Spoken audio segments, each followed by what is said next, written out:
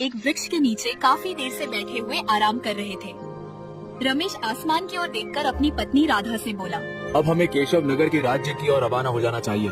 हमें आराम करते हुए काफी देर हो गई है। आप सही कह रहे हैं, अब हमें चलना चाहिए।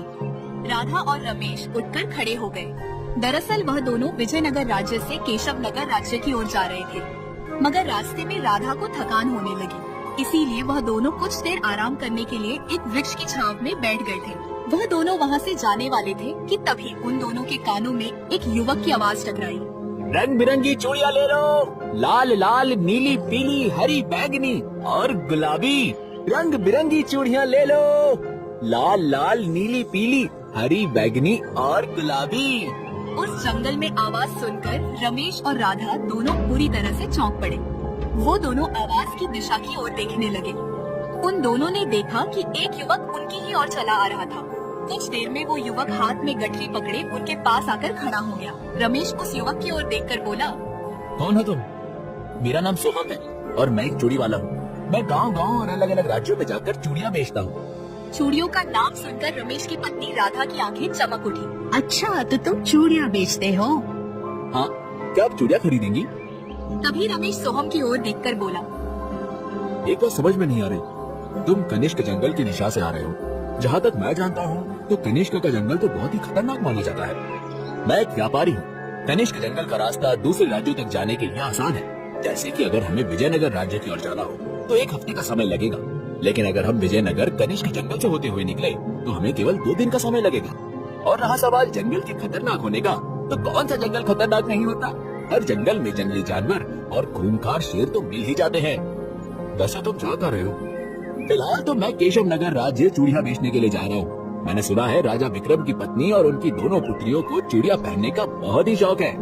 रमेश मुस्कुराते हुए सोहम से बोला, फिर तो अच्छा हुआ हम तुम्हें मिल गए। क्या मतलब? राजा विक्रम अपने महल में किसी बाहरी राज्य के व्यापारी का प्रवेश पसंद नहीं करते, लेकिन अगर तुम राजा विक्रम और उनकी पुत्री को ये चूड़ियाँ बेचना चाहते हो तो तुम हमारे साथ हरियापुर गाँव चलो।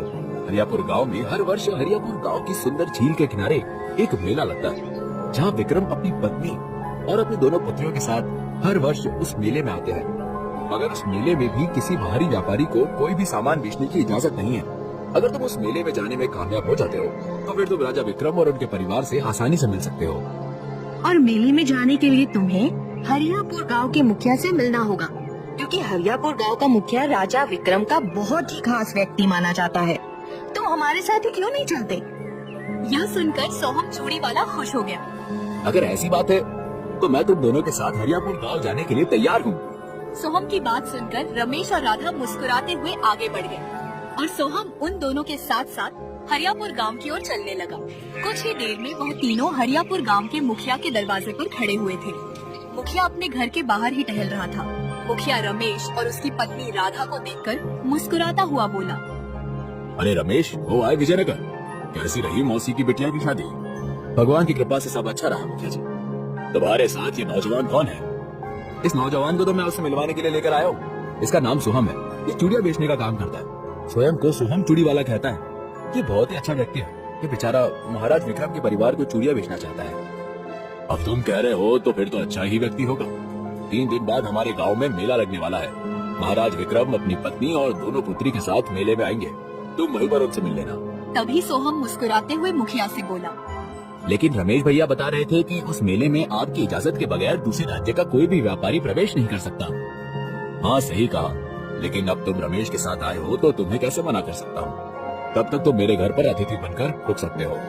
आखिर मैं गाँव वालों का मुखिया हूँ। दूसरे राज्य का आने वाला हर व्यापारी मेरा अतिथि ही है। मुखिया की बात सुनकर सोहम मुस्कुराने लगा और वह अपनी गठरी से कुछ सुंदर चूड़ियाँ निकालकर राधा को पकड़ाता हुआ बोला, आपने मेरी बहुत सहायता की है। मेरी तरफ से आपके लिए छोटी सी भेंट, इन्हें रख लीजिए। सुंदर चूड़ियों को देखकर राधा खुश हो गई और अपने पति रमेश के साथ वहाँ से अपने घर की ओर रवाना हो गई।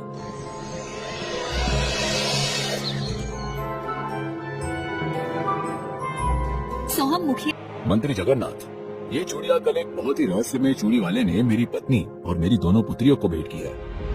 यह सुनकर मंत्री जगन्नाथ पूरी तरह से चौंक पड़ा और वह चंद्रलेखा की कलाई को बहुत गौर से देखता हुआ राजा विक्रम से बोला, महाराज, महारानी रुक्मणी, और राजकुमारी सुलेखा के हाथ में चूड़ियां तो साधारण लग रही है, परंतु राजकुमारी चंद्रलेखा ने जो चूड़ियां पहनी हुई है वो चूड़ियां तो देखने में ही बड़ी अद्भुत लग रही है।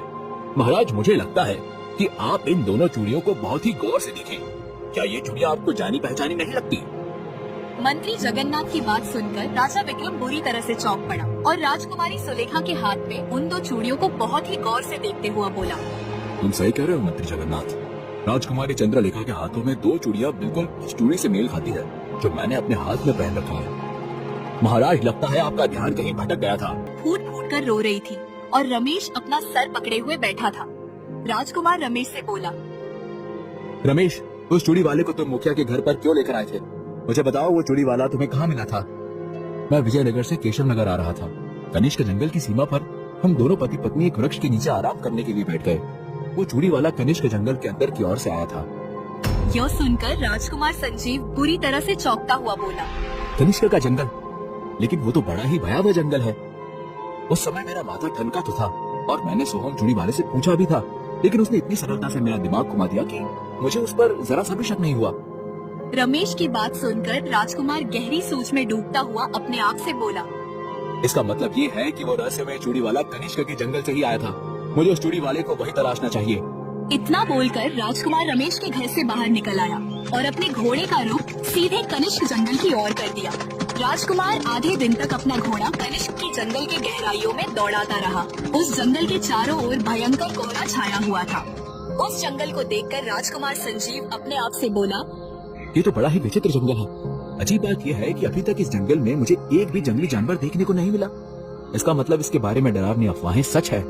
तभी राजकुमार की नजर एक घने वृक्ष पर पड़ी, जिसके नीचे एक साधु आंखें बंद करके बैठे थे। ये तो कोई साधु महाराज लगते हैं। मुझे इनसे जाकर पूछना चाहिए। इतना बोलकर राजकुमार सीधे साधु महाराज के पास पहुंच गया।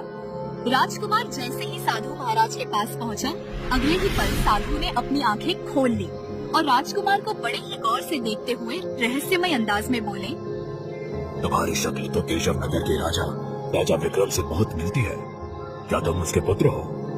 हाँ महाराज। क्या आपने मेरे पिताजी को देखा है? हाँ, देखा है। मैं तुम्हारे पिता को कैसे भूल सकता हूँ? कहो, तुम कनिष्क जंगल की गहराई में क्यों भटक रहे हो? राजकुमार साधु को सारी घटना बताते हुए बोला। और इस तरह से राज्य में अफरा तफरी का माहौल मचा हुआ है। साधु बड़े ही रहस्यमय अंदाज में राजकुमार से बोले, मुझे पता था कि एक दिन ऐसा होना ही है।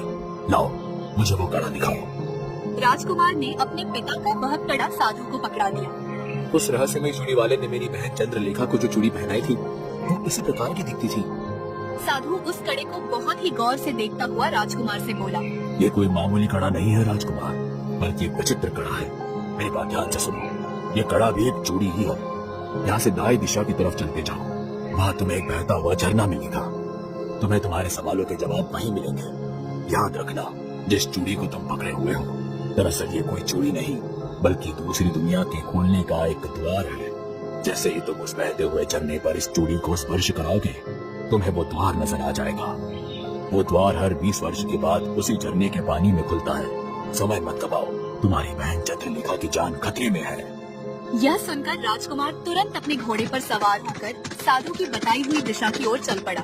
कुछ देर के बाद राजकुमार एक बड़ी ही विचित्र स्थान पर मौजूद था।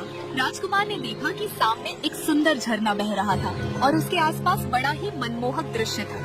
चंद्रमा की चांदनी की रोशनी वहाँ पर ऐसे फैली हुई थी मानो कि उस जगह के लिए वह सुबह का दृश्य हो।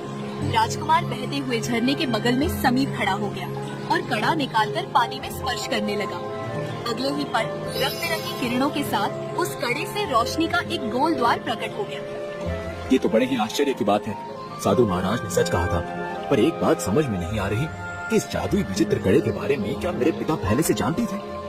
राजकुमार ने इतना कहा ही था कि तभी उसके कानों में एक बूढ़ी औरत की आवाज टकराई। उस कड़े को मुझे दे दो। वो कड़ा तुम्हारे बाप का नहीं बल्कि मेरा है। राजकुमार ने जैसे ही पलटकर देखा तो उसके सामने झाड़ियों में एक बूढ़ी औरत लाठी पकड़ी हुई खड़ी हुई थी। राजकुमार ने तुरंत उस कड़े को अपनी जेब में रख लिया और उस बूढ़ी औरत के करीब आते हुए बोला, कौन हो तुम? सबसे पहले जिस कड़े को तुमने अपनी जेब में रखा है वो कड़ा मुझे दे दो। वो कड़ा एक विचित्र जादुई चूड़ी है जो कि मेरी है। परसों पहले तुम्हारे पिता ने उस चूड़ी को मुझसे इसी स्थान पर छीना था। यह सुनकर राजकुमार बुरी तरह से चौंक पड़ा। ये झूठ है, मैं इस बात को नहीं मानता। तभी राजकुमार के कानों में पीछे से एक युवक की आवाज टकराई। ये सही बोल रही है। राजकुमार ने जैसे ही पलटकर देखा तो उसके सामने एक युवक खड़ा हुआ उसे रहस्यमय अंदाज में देख रहा था। कौन हो तुम? इस सोहम रहस्यमय चूड़ी वाले की तलाश में तुम यहाँ तक आए हो। मैं वही हूँ। मुझे लगा था कि मुझे ढूंढते हुए तुम्हारा बाप यहाँ तक आएगा, लेकिन वो हमेशा गायब था। शायद मुंह छुपाकर महल में ही बैठा हुआ है। यह सुनकर राजकुमार बुरी तरह से क्रोधित हो उठा और अपनी तलवार निकालकर उस चूड़ी वाले से बोला, अगर एक शब्द और तुमने अपनी जुबान से निकाला तो तुम्हारी गर्दन तुम्हारे धड़ से अलग कर दूंगा।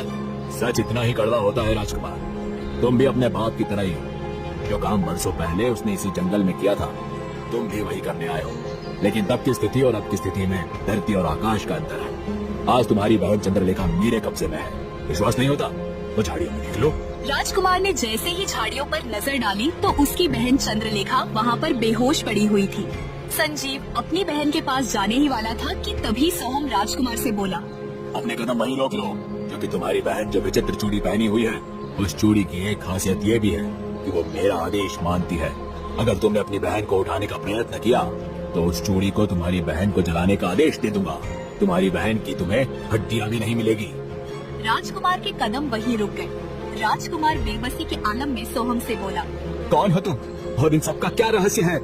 सुनना चाहते हो तो सुनो। ये बरसों पुरानी बात है। आज से 20 साल तलवार लेकर अचानक उन सब के सामने आकर खड़ा हो गया और उस औरत से बोला, तुम जो अपने हाथों में कड़ा पहनी हुई हो, उस कड़े को सीधी तरह मेरे हवाले कर दो। मैं केशव नगर का राजा विक्रम हूँ। ये जंगल मेरे ही राज्य के अधीन है। तभी उस औरत के पति राजा विक्रम से बोला, ऐसा मत कीजिए महाराज। अगर ये नगर की बागडोर अपने पुत्र राजकुमार संजीव के हाथ सौंप दी और फिर वह जीवन भर अपने किए हुए उस बुरे कर्म को लेकर पछताते रहा।